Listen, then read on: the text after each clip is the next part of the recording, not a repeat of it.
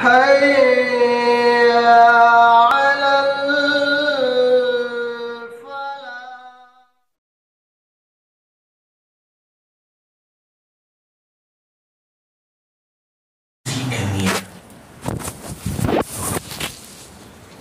نماز یہ ایک اہم عبادت ہے جس کو اللہ رب العزت نے اپنے نبی محمد مصطفیٰ صلی اللہ علیہ وسلم کو ساتوں آسمانوں پر بلا کر تحفتاً اس کو دیا۔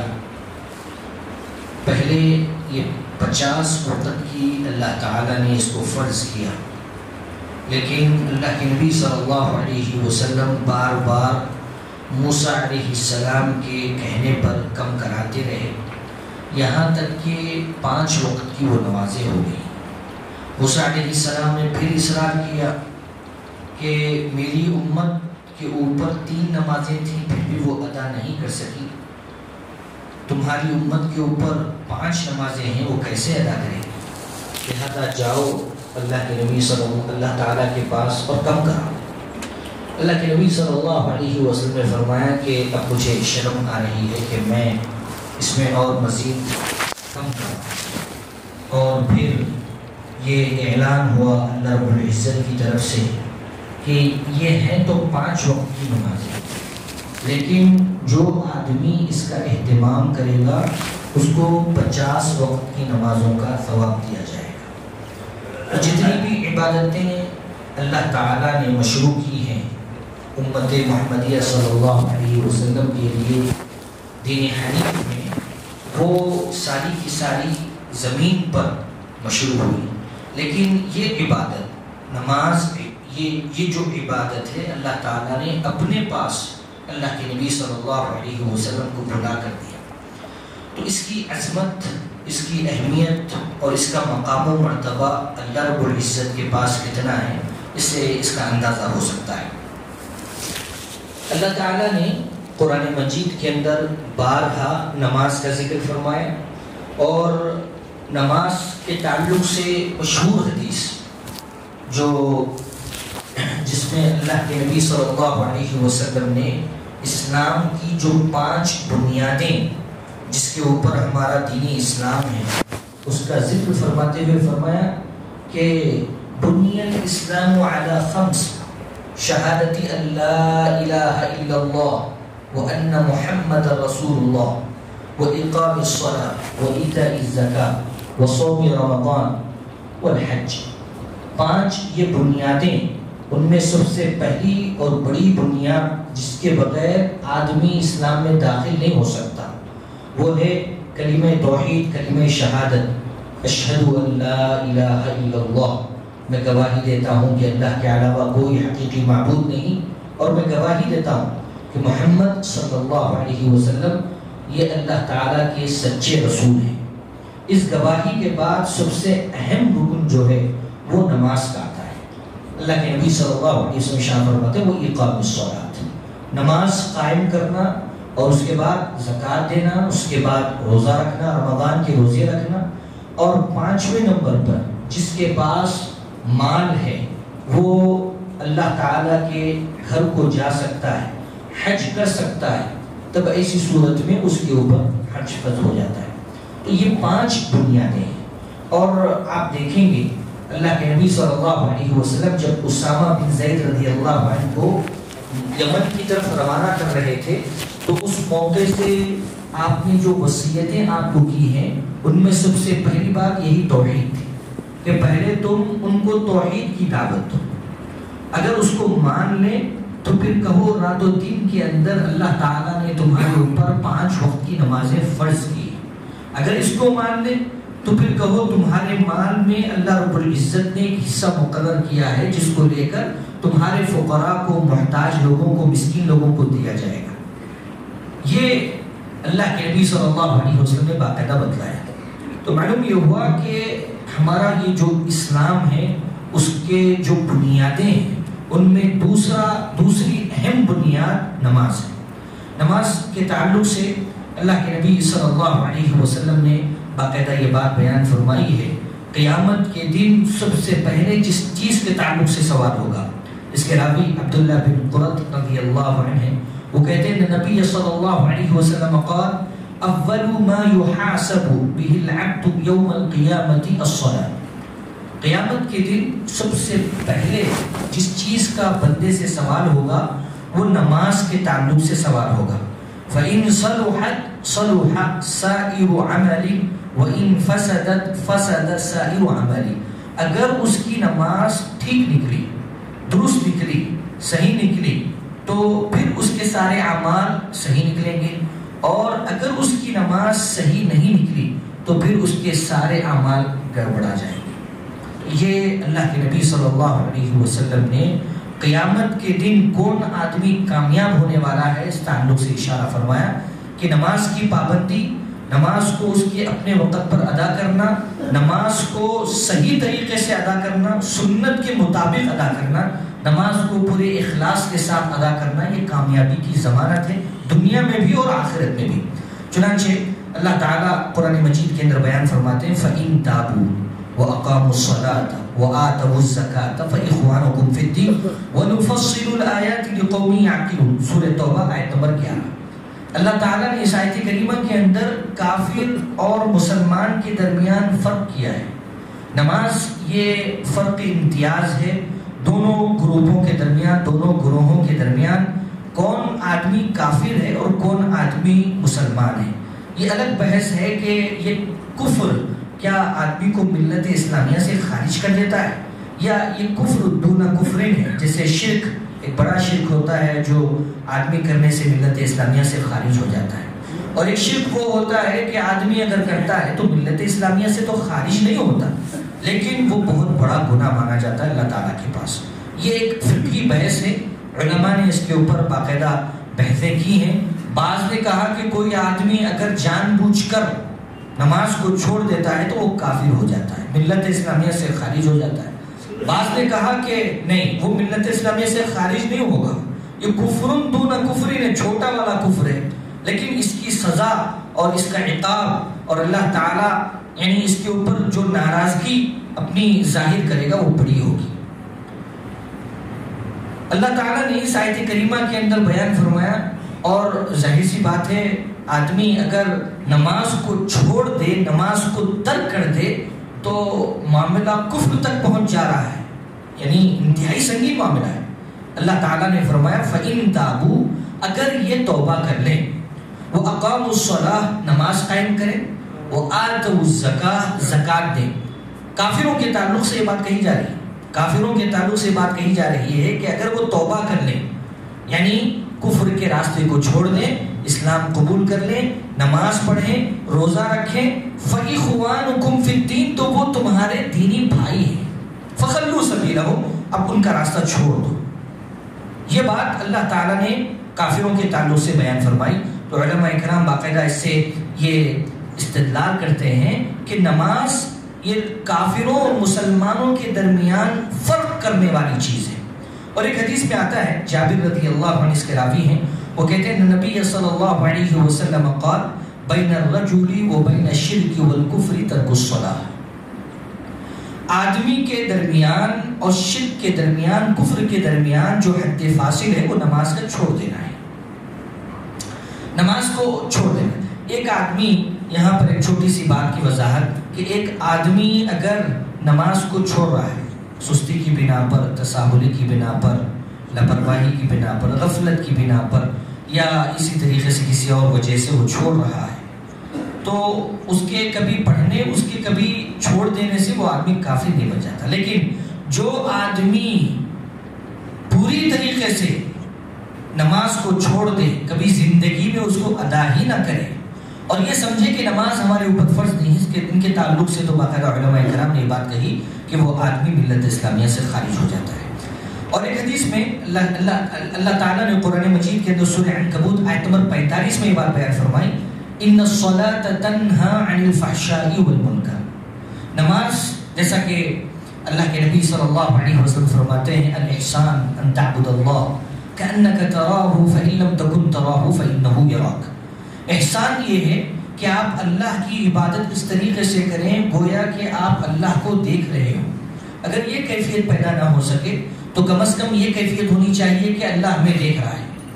آدمی جب 5 وقت مسجد میں اس طریقے سے نماز ادا کرے گا کہ اللہ مجھے دیکھ رہا ہے, اللہ میری نگرانی کر رہا ہے, اللہ میری ہر حرکت کو جان رہا ہے, اللہ تعالیٰ میری ہر بات کو جان رہا ہے, میری دلی کیفیات کے تعلق سے وہ علم رکھتا ہے, یہ جو کیفیت اس کی پیدا ہوگی نماز میں, بار بار وہ نماز کے اندر اسی کیفیت کے ساتھ جب نماز پڑھے گا تو وہ چیز, وہ نماز, اس نماز کے تعلق سے اللہ تعالیٰ فرماتے ہیں ان الصلاۃ تنہا عن الفحشاء والمنکر, بے شک نماز آدمی کو بے حیائی اور برے کاموں سے روکتی ہے. نماز بے حیائی اور برے کاموں سے روکتی ہے. تو کیسے روکتی ہے یہ اللہ کے نبی صلی اللہ علیہ وسلم بھی ارشاد فرماتے ہیں. قرآن مجید بھی اس کا شاہد ہے کہ قد افلح المؤمنون الذین هم فی صلاتهم خاشعون. نماز ایسی ہونی چاہیے جس کے اندر خشوع و خضوع ہو. آدمی جہاں پر اللہ تعالیٰ کی طرف توجہ کے ساتھ نماز پڑھ رہا ہو وہیں پر اس کے دل کے اندر اللہ کا خوف ہو, ڈر ہو, یہ کیفیت کے ساتھ اللہ تعالیٰ سے امید لگائے ہوئے وہ نماز ادا کرے, اللہ کے عذاب سے ڈرتے ہوئے وہ نماز پڑھے, اللہ تعالیٰ کے پاس جو انعامات ہیں اس کی چاہت میں وہ اللہ کے سامنے کھڑا ہے اور یہ سوچ رہا ہے کہ اللہ تعالیٰ مجھے دیکھ رہا ہے یا میں اللہ کو دیکھ رہا ہوں. تو اس کیفیت کے ساتھ جب آدمی نماز پڑھتا ہے تو اللہ تعالیٰ فرماتے ہیں سورہ عنکبوت میں ان الصلاۃ تنہا عن الفحشاء والمنکر, بے شک نماز یہ بے حیائی اور برے کاموں سے روکتی ہے. یہاں پر ٹھہر کر ہم تھوڑا سا توجہ کریں گے اپنے معاشرے کی طرف. بچوں کی تربیت کا مسئلہ, بچے ان کی تربیت اسلامی تربیت ہونی چاہیے, ظاہر سی بات ہے, اور باقاعدہ ان کو تربیت دی جانی چاہیے, اور یہ والدین کی ذمہ داری ہے کہ وہ اپنے بچوں کو تربیت دیں. اور تربیت میں سب سے بڑا رول جو ادا کرتا ہے وہ ہے نماز. نماز کے ذریعے سے بچوں کی بڑی تربیت ہوتی ہے, اس لیے کہ اللہ تعالیٰ نے فرمایا ان الصلاۃ تنہا عن الفحشاء والمنکر, یعنی نماز آدمی کو بے حیائی اور برے کاموں سے روکتی ہے. ساری چیزیں اس کے اندر آ گئی ہیں. اللہ تعالیٰ نے جو بات اس کے اندر بیان فرمائی ہے یعنی سارے منکرات, ہر چیز اس کے اندر آ جاتی ہے. جھوٹ بولنا ہے, غیبت کرنا ہے, گالی گلوچ ہے, اور اسی طریقے سے چوری چکاری ہے, دوسرے اور گناہ ہیں, یہ ساری چیزیں اور بے حیائی کے جتنے بھی کام ہیں وہ سارے کے سارے اس کے اندر آ جاتے ہیں. تو نماز یہ ایک بہت بڑا ذریعہ ہے آدمی کی اخلاقی تربیت کا.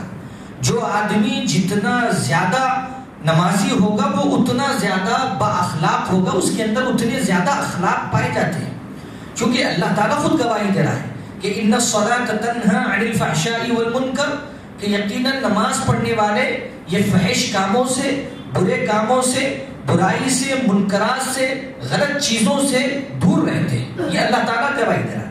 تو ہم اپنے بچوں کو باقاعدہ نمازی بنائیں, نماز کی عادت ڈالیں, نماز وہ اپنے ساتھ لے کر آئیں اور نماز کو بھیجائیں, نماز کا پابند بنائیں. اس لیے کہ اللہ کے نبی صلی اللہ علیہ وسلم ارشاد فرماتے ہیں بچہ جب 7 سال کا ہو جاتا ہے تو تم ان کو نماز کے لیے بولو, نماز کے لیے بولو, ان کو ترغیب دلاؤ, ان کو بھیجو.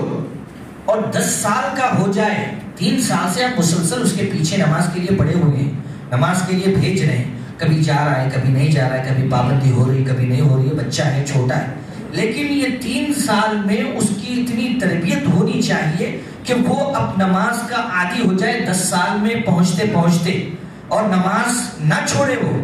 اور جب نماز چھوڑ رہا ہے تو اللہ کے نبی صلی اللہ علیہ وسلم ارشاد فرماتے ہیں نماز چھوڑنے پر اس کو مارو, اس کو احساس دلاؤ مار کر کہ وہ کتنی بڑی غلطی کر رہا ہے.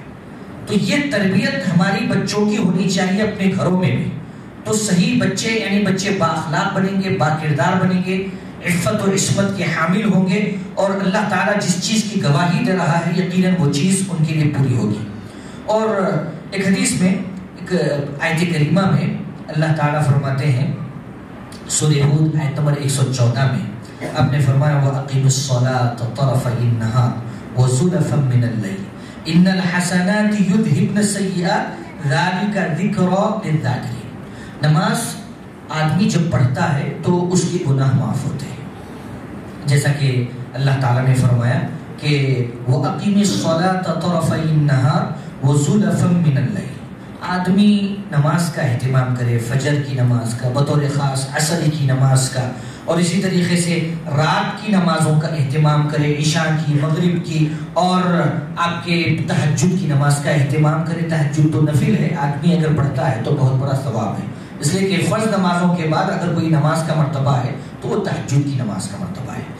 اللہ تعالیٰ آگے فرماتے ہیں نمازوں کے اہتمام پر اس کو ملے گا کیا، اس لیے کہ آدمی آج نماز کو چھوڑ رہا ہے اور گناہوں میں مبتلا ہے، اور جب گناہوں میں مبتلا ہے تو اللہ تعالیٰ کی رحمتیں، اس کی برکتیں اس سے دور ہو رہی ہیں، اور جب رحمتیں اور برکتیں دور ہو رہی ہیں تو اس کی زندگی میں پریشانیاں، مصیبتیں اور طرح طرح کے تکالیف اس کو ہو رہی ہیں اور اس کا سامنا کر رہا ہے۔ اللہ تعالیٰ نے فرمایا کہ تم نماز پڑھو گے تو ہم تمہارے گناہوں کو معاف کر دیں گے۔ اللہ تعالیٰ فرماتے ہیں کہ تم اگر نماز پڑھو گے تو وہ جو گناہ تم نے کیے ہیں اس کو مٹا دیں گے، ہم اس کو معاف کر دیں گے۔ ان الحسنات یذہبن السیئات، اللہ تعالیٰ نے فرمایا کہ یہ حسنات ہیں، نماز پڑھنا نیکیاں ہیں، نیکیاں کمانا ہے، نیکیاں کرنا ہے، اور یہ نیکیاں انسان کے گناہوں کو مٹا دیتی۔ جب انسان کے گناہ مٹ جائیں گے تو اللہ تعالیٰ کی رحمت اس کی طرف آئے گی، اس کی طرف متوجہ ہوگی، وہ اللہ تعالیٰ کی رحمت میں ڈھانپ لیا جائے گا، ہر طرف سے اس کے اوپر برکتیں نازل ہوگی۔ یہ ہماری بدبختی ہے کہ ہم یہ جو نمازیں، اہم نمازیں، اور آدمی جب ایک عمر کو پہنچ جائے اس وقت نماز کا اہتمام کرے، جبکہ جوانی کے عالم میں ان نمازوں کو چھوڑ دے، یہ انتہائی خطرناک چیز ہے۔ کیا معلوم کہ آگے چل کے بھی اس کو توفیق ہوگی نہیں ہوگی، لہذا نماز کے تعلق سے سستی نہیں برتنی چاہیے۔ اللہ رب العزت، اللہ کے نبی صلی اللہ علیہ وسلم ارشاد فرماتے ہیں، ابو ہریرہ رضی اللہ عنہ اس کے راوی ہیں، ان نبی صلی اللہ علیہ وسلم قال ارأيتم لو ان نهرا بباب احدكم يغتسل منه كل يوم 5 مرات هل يبقي من درنه شيء؟ قالوا لا يبقى من درنه شيء قال فذلك مثل الصلوات الخمس يمحو الله بهن الخطايا۔ اللہ کے نبی صلی اللہ علیہ وسلم ایک مثال دے کے بیان فرماتے ہیں، یہ بھی انتہائی اہم چیز ہے برکت کے حصول کے لیے کہ ہم نمازوں کا اہتمام کریں۔ اللہ کے نبی صلی اللہ علیہ وسلم ارشاد فرماتے ہیں، کیا خیال ہے تمہارا، تمہارے دروازے کے سامنے نہر جاری ہے، پانی روزانہ اس میں تازہ تازہ پانی آتا جاتا رہتا ہے، اور ایک آدمی اس نہر میں 5 مرتبہ دن میں وہ غسل کرتا ہے، تو کیا اس کے جسم پر میل کچل باقی رہے گا؟ جو 5 مرتبہ دن میں غسل کرنے والا ہے۔ اللہ کے نبی صلی اللہ علیہ وسلم نے سوال کیا تو صحابہ نے جواب دیا، لا یبقی من درنہ شیء، اللہ کے نبی صلی اللہ علیہ وسلم کوئی اس کے اوپر میل کچل باقی نہیں رہے گا، کوئی میل کچل باقی نہیں رہے گا، پورا دھل جائے گا، 5 مرتبہ غسل کر رہا ہے۔ تو اللہ کے نبی صلی اللہ علیہ وسلم نے فرمایا کہ فذلک مثل الصلوات الخمس، یہ 5 وقت نمازیں پڑھنے کی مثال ہے کہ جو آدمی 5 وقتہ نمازی ہوگا اس کے بھی کوئی گناہ نہیں رہے، اللہ تعالیٰ اس کے سارے گناہوں کو معاف کرتے رہے۔ تو اس طریقے سے آدمی اپنے گناہوں کو ڈھونڈتا رہے گا تو رحمتیں، برکتیں ہمیشہ اس کی طرف آتی رہیں گی اللہ رب العزت کی، اور اللہ تعالیٰ باقاعدہ اس کو پاک و صاف کرتا رہے گا۔ ابو مالک اشعری رضی اللہ عنہ بڑے صحابی ہیں، وہ بیان کرتے ہیں کہ اللہ کے نبی صلی اللہ علیہ وسلم نے فرمایا الطہور شطر الایمان، پاکی آدھا ایمان ہے، والحمدللہ تملأ المیزان، والحمدللہ تملأ المیزان، اور الحمدللہ کہنا میزان کو بھر دیتا ہے نیکیوں سے، وسبحان اللہ والحمدللہ تملأان او تملأ ما بین السماوات والارض، اور سبحان اللہ الحمدللہ کہنا یہ نیکیوں کو بھر دیتا ہے زمین و آسمان کی خلا کو۔ یہ زمین و آسمان کا جو خلا ہے جس کو ہم دیکھ رہے ہیں، آدمی اگر سبحان اللہ الحمدللہ کہتا ہے تو اللہ تعالیٰ اس کو اتنی نیکیوں سے نوازتا ہے کہ یہ آسمان و زمین کا خلا بھر جاتا ہے اس سے۔ پھر فرمایا اللہ کے نبی صلی اللہ علیہ وسلم نے والصلاۃ نور، دیکھو نماز یہ قیامت کے دن روشنی کا باعث بنے گا۔ جو آدمی نماز کا اہتمام کرے گا تو قیامت کی جو تاریکیاں ہوں گی یہ نماز روشن بن کر اس کے سامنے آئے گا اور اس کو روشنی دے گا، جس کی روشنی میں وہ چلے گا، آگے اپنے راستے طے کرے گا۔ والصدقۃ برہان، اور جو آدمی صدقہ دیتا ہے اس کے ایمان کی دلیل ہے کہ یہ پکا ایمان والا ہے۔ والصبر ضیاء، اور جو آدمی مصیبت کے وقت صبر کرتا ہے یہ روشنی ہے اس کے لیے قیامت کے دن. والقرآن حجت لک وعلیک، اور یاد رکھو قرآن یہ حجت ہے تمہارے اوپر، تمہارے لیے، تمہارے خلاف. اگر تم اس کے اوپر عمل کرو گے تو خود آئے گا سفارش کرنے کے لیے کہ مولا اس کے حق میں میری سفارش فرما، اور اگر تم اس کے اوپر عمل نہیں کرو گے، اس کو چھوڑ دو گے، تو پھر تمہارے خلاف یہ حجت بن جائے گا. کل الناس یغدو فبائع نفسه فمعتقها او موبقها، ہر آدمی صبح کرتا ہے، شام کرتا ہے، اس حال میں کہ کوئی اپنے آپ کو بیچ رہا ہے، کوئی اپنے آپ کو جہنم کی آگ سے آزاد کرا رہا ہے. تو اس حدیث میں اللہ کے نبی صلی اللہ علیہ وسلم نے یہ بات بیان فرمائی کہ نماز یہ روشنی ہے. آدمی جب نماز پڑھے گا، نماز کا اہتمام کرے گا، تو قیامت کی جو تاریکیاں ہوں گی اس میں اس کو روشنی حاصل ہوگی. اور اللہ کے نبی صلی اللہ علیہ وسلم ایک حدیث کے اندر یہ بھی بات بیان فرماتے ہیں کہ نماز کا جو معاملہ ہے بہت اونچا معاملہ ہے، بہت بڑا معاملہ ہے. چنانچہ آدمی جو نماز پڑھتا ہے وہ بسا اوقات صدیقین اور شہداء کے درجے کو پہنچ جاتا ہے. واقعہ یہ ہے، ابو ہریرہ رضی اللہ عنہ بیان کرتے ہیں کان رجلان من بنی قضاع اسلم مع رسول اللہ صلی اللہ علیہ وسلم واستشهد احدهما واخر الاخر سنة. قال طلحة بن عبيد الله فأريد الجنة فرأيت فيها المؤخر منهما أدخل قبل الشهيد فعجبت لذلك فأصبحت فذكرت ذلك للنبي صلى الله عليه وسلم أو ذكر لرسول الله صلى الله عليه وسلم. راوی بیان کرتے ہیں ابو ہریرہ رضی اللہ عنہ، بنو قضاعہ کے دو آدمی تھے، دونوں کافر تھے، بعد میں اسلام لائے. دونوں اسلام لائے، ایک مسلمان ہو گیا، دوسرا ایک کا انتقال ہو گیا. ایک کا انتقال کیسے ہوا؟ میدان جنگ میں وہ لڑتے ہوئے شہید ہو گیا، اور دوسرا آدمی اس آدمی کے 1 سال بعد مرا، اس کا انتقال ہوا. دونوں ایک ساتھ ایمان لائے تھے. راوی کہتے ہیں عبداللہ طلحہ بن عبید اللہ، میں خواب میں دیکھا کہ وہ دونوں جو لوگ مسلمان ہوئے تھے، جس میں پہلا آدمی شہید ہوا تھا اور بعد میں 1 سال کے بعد جو مرا، تو 1 سال کے بعد جو مرنے والا ہے وہ پہلے جنت میں گیا اور شہید بعد میں جنت میں گیا. مجھے بڑا تعجب ہوا. صبح ہوئی تو میں اللہ کے نبی صلی اللہ علیہ وسلم کے پاس دوڑا آیا اور کہنے لگا اللہ کے نبی صلی اللہ علیہ وسلم میرے ساتھ ایسا خواب پیش آیا ہے. تو اللہ کے نبی صلی اللہ علیہ وسلم جواب دیا الیس قد صام بعده رمضان وصلى 6000 رکعۃ او کذا وکذا رکعۃ صلاۃ السنہ. اللہ کے نبی صلی اللہ علیہ وسلم نے اس خواب کی تعبیر کہ آخر ہوا کیا، کیوں ہوا ایسے، وجہ بتلائی. آپ نے فرمایا کیا جو بعد میں مرنے والا ہے، اس شہید کے بعد میں 1 سال بعد مرنے والا ہے، کیا اس نے رمضان کے روزے نہیں رکھے؟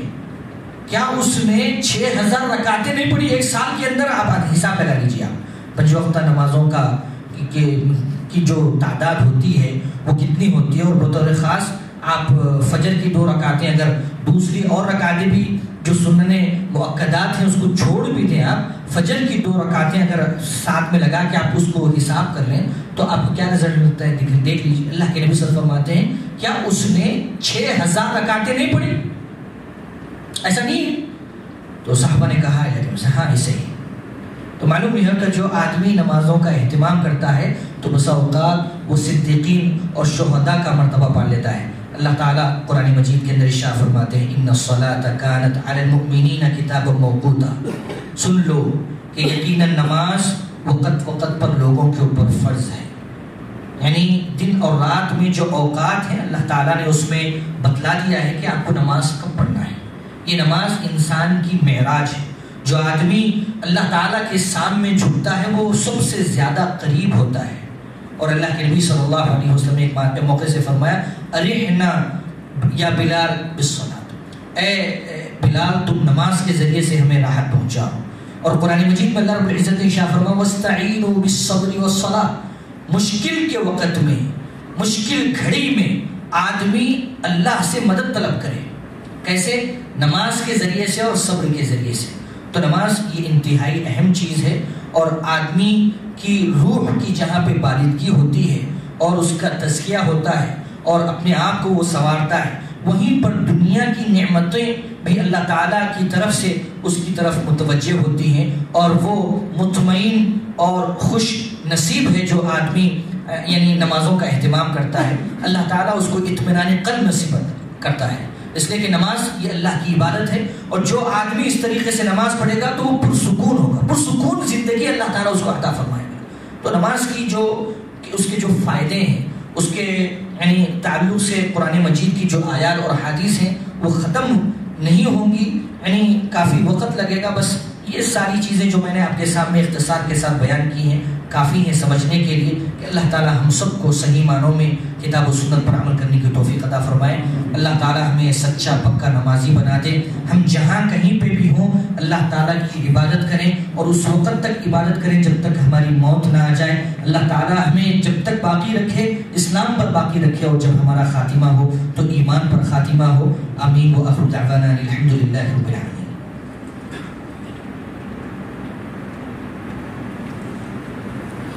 الحمد لله نحمده ونستعينه ونستغفره ونعوذ بالله من شرور أنفسنا ومن سيئات أعمالنا، من يهده الله فلا مضل له ومن يضلل فلا هادي له، وأشهد أن لا إله إلا الله وحده لا شريك له، وأشهد أن محمدا عبده ورسوله. ما بعد، فإن خير الحديث كتاب الله، وخير الهدي هدي محمد صلى الله عليه وسلم، وشر الأمور محدثاتها، وكل محدثة بدعة، وكل بدعة ضلالة، وفي رواية كل ضلالة في النار. أعوذ بالله من الشيطان الرجيم. بسم الله الرحمن الرحيم. إن الله وملائكته يصلون على النبي يا أيها الذين آمنوا صلوا عليه وسلموا تسليما. اللهم صل على محمد وعلى آل محمد كما صليت على إبراهيم وعلى آل إبراهيم إنك حميد مجيد. اللهم بارك على محمد وعلى آل محمد كما باركت على إبراهيم وعلى آل إبراهيم إنك حميد مجيد. إن الله يأمر بالعدل والإحسان وإيتاء ذي القربى وينهى عن الفحشاء والمنكر ولذكر الله أكبر. أقول قولي هذا أستغفر الله لي ولكم ولسائر المسلمين.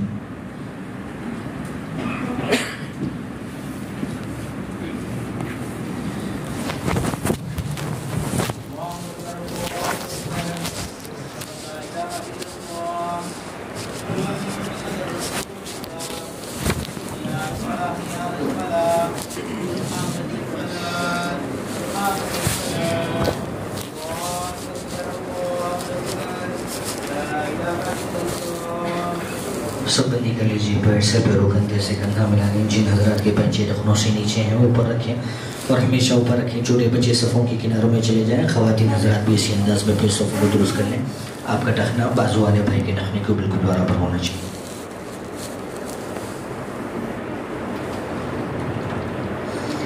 اللہ اکبر۔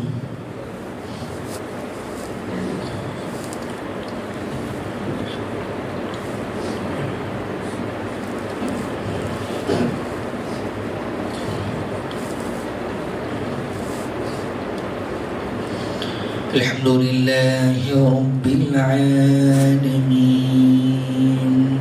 الرحمن الرحيم مالك يوم الدين إياك نعبد وإياك نستعين اهدنا الصراط المستقيم صراط الذين أنعمت عليهم غير المغضوب عليهم ولا الضالين آمين.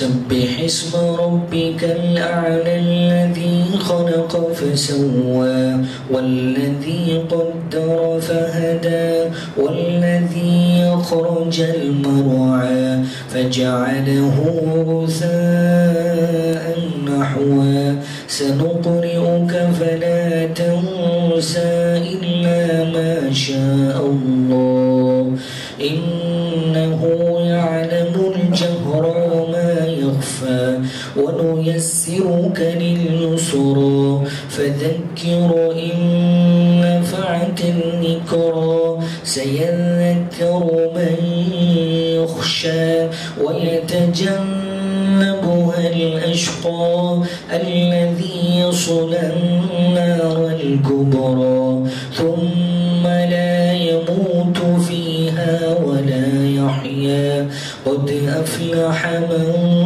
تزكى وذكر اسم ربه فصلى بل تؤثرون الحياة الدنيا والآخرة خير وأبقى إن هذا لفي الصحف الأولى صحف إبراهيم وموسى.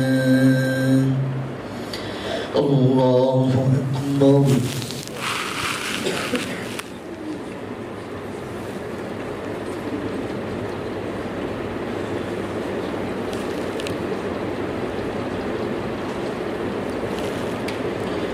سمع الله لمن حمده ربنا ولك الحمد حمدا كثيرا طيبا مباركا.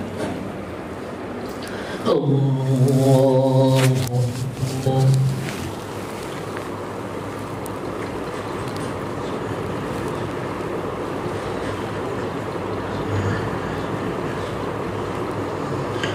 الله أكبر.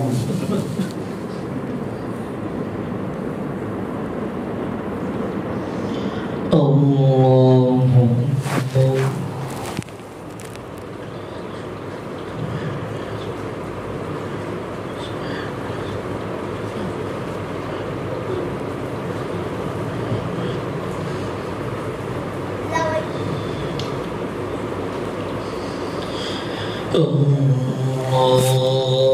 أكبر.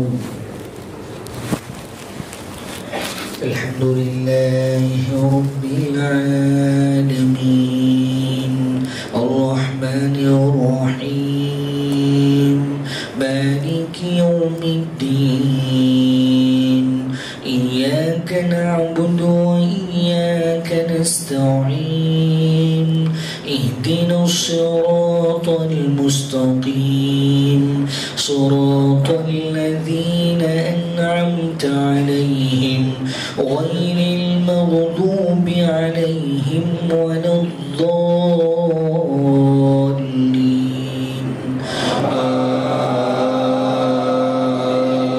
آمين.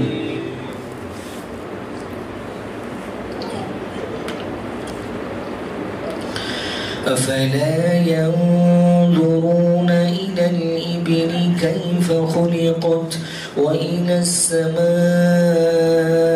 كيف رفعت وإلى الجبال كيف نصبت وإلى الأرض كيف سطحت فذكر إنما أنت مذكر لست عليهم بمسيطر إلا من تولى وكفر فيعذبه الله العذاب الأكبر إن إلينا إيابهم ثم إن علينا حسابهم.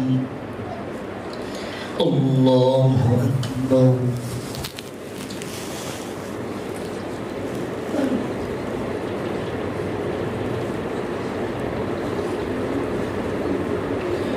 سمع الله لمن حمده ربنا ولك الحمد حمدا كثيرا طيبا مباركا فيه.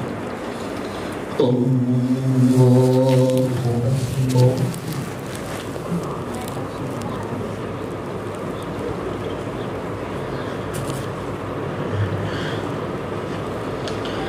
الله أكبر.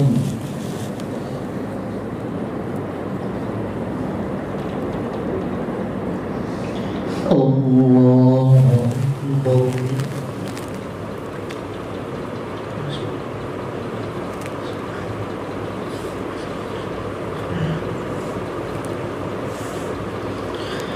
الله أكبر.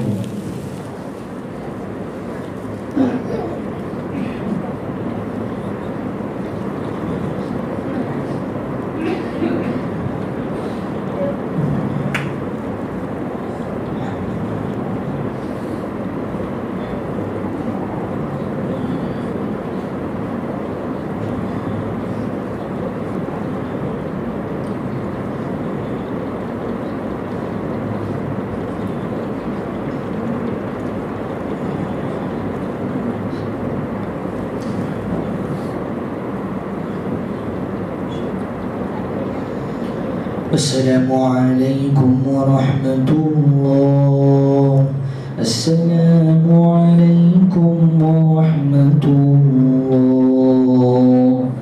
الله أكبر. استغفر الله استغفر الله استغفر الله. اللهم أنت السلام ومنك السلام تبارك ذا الجلال والإكرام وبين على ذكرك وشكرك وحسن عبادتك.